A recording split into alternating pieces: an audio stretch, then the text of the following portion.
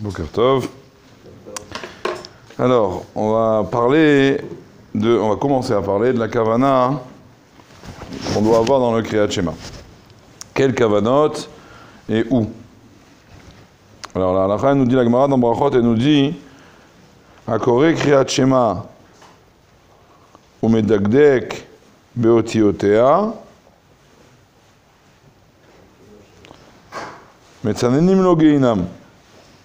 Celui qui lit le schéma en faisant attention à ce qu'il lit, on lui refroidit le Geinam. D'accord? Les Farshim, ils expliquent que celui qui arrive à refroidir son tempérament, qui est toujours pressé d'avancer, de faire vite, celui qui arrive à refroidir ça, alors nous, Kadosh Baruch Hu aussi lui refroidit sa kapara qu'il aura à faire dans le monde futur. Alors, les Mefarshim, ils disent, alors il faut faire une distinction entre deux kavanot. Il y a une kavana dont parlait Rabbi Yaakov les derniers jours, la kavana de faire la mitzvah. Kavana de faire la mitzvah, c'est-à-dire, de même que je vais dire un lechamichoud avant de prendre le lulav, ou je vais dire quelque chose comme ça, je me prépare à faire la mitzvah et je sais que je suis en train de faire une mitzvah. D'accord? Donc là aussi dans le Kriyat Shema, je dois me préparer avant de dire le schéma à ce que je vais dire, à ce que je vais faire à la mitzvah. En l'occurrence, la mitzvah c'est quoi? Annoncer que Akadosh Baruch Hu, le Créateur, est seul dans ce monde. D'accord? Le Yached, l'unité d'Akadosh Baruch Hu. Ça c'est la mitzvah. Comme il y a le lulav, il y a l'unité d'Akadosh Baruch Hu. Donc ça, avant de commencer le schéma, je dois penser, je vais faire ça. Et je le fais avec kavana de faire la mitzvah. Se préparer. Exactement. Préparer mentalement à ce que je vais faire une mitzvah. Je ne vais pas juste lire un texte, je vais faire une mitzvah. Ça c'est un. Deuxièmement, dans le Kriyat Shema, spécifiquement par rapport aux autres mitzvot, il faut comprendre ce qu'on dit. Il faut comprendre les mots qu'on dit. Dans les deux phrases, au moins de Shema Israël et Baruch Shem Kevan Malchuto Le'olam, il faut comprendre les mots qu'on est en train de dire.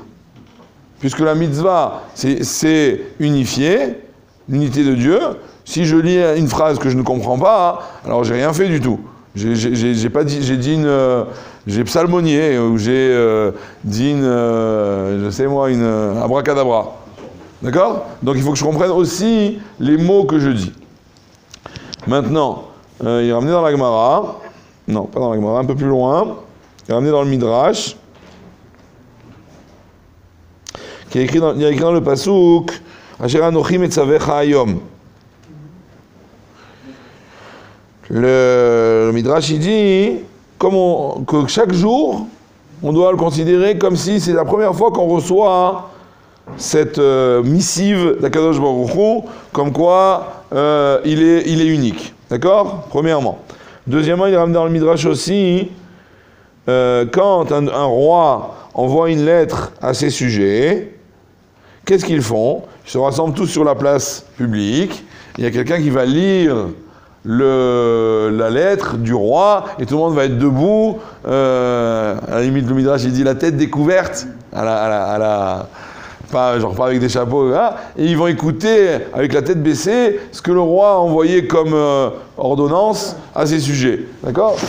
Le Midrash il dit Akadosh Baruch Hu pour nous, il n'est pas aussi dur. Il ne dit pas qu'on doit se lever et ainsi de suite pour lire le schéma. Quand on déclare son unité, on peut quand même être assis. Mais oui, il est ramené dans la Gemara et dans les poskim qu'il faut beaucoup de sérieux, beaucoup de concentration au fait qu'on est en train de déclarer l'unité d'Akadosh Baruch Hu.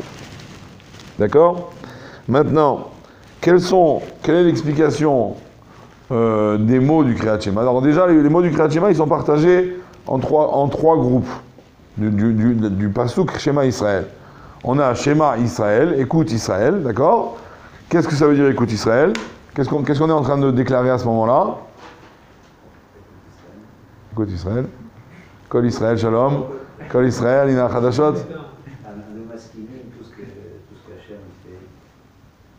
Alors déjà, Jackie nous explique Shema. Shema, ça veut dire écoute, mais accepte. D'accord? Et Israël, c'est l'unité du peuple juif. Hashem Elokeinu, Hashem est notre Dieu. Donc Hashem, on est mechaven, ce qu'on est mechaven toujours quand on dit le nom d'Hachem, Adon Akol, le maître du monde, chez Aya Ove Veillé, qui est éternel et qui est là depuis le départ. Elokeinu, c'est notre Dieu, mais on est Mekabel Sam Malchut, c'est là où on reçoit le joug divin, donc c'est ça le schéma, c'est l'unité et le joug, d'accord? Et Hachem Echad, Dieu est un, c'est l'unité d'Akadosh Baruch Hu.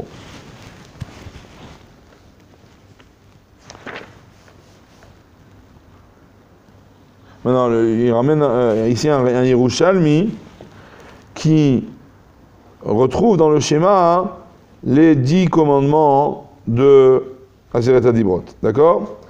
Il dit Hashem Elokeinu, c'est Anochi Hashem Elokecha. Chazak, Jacob, tu connais la fin du pasuk. Hashem Echad, c'est Lo Yelecha, Elokim Acherim Al Panal. Dans Via Hafta, il dit c'est Lotissa. Bon, généralement, je ne vais pas commencer à... Mais dans certains Sidurim, d'ailleurs, c'est écrit dans le schéma, à chaque endroit, lequel des Aseret HaDibrot ça rappelle. Moi, je me rappelle, j'avais ça dans mon Marzor. Pas dans mon Sidur, mais dans mon Marzor. Bon, en tout cas, donc, Kavana, avant le schéma, qu'on va faire une mitzvah. Kavana, pendant les mots du schéma, ce qu'on est en train de dire, qu'on est en train de déclarer, prendre sur soi le joug divin, de déclarer son unité et le fait qu'il est unique et qu'il gère tout. Et ensuite, on verra ensuite que le reste des paragraphes, qu'il y a aussi un lien d'être mechaven sur tout le premier paragraphe, mais ça on verra la prochaine fois.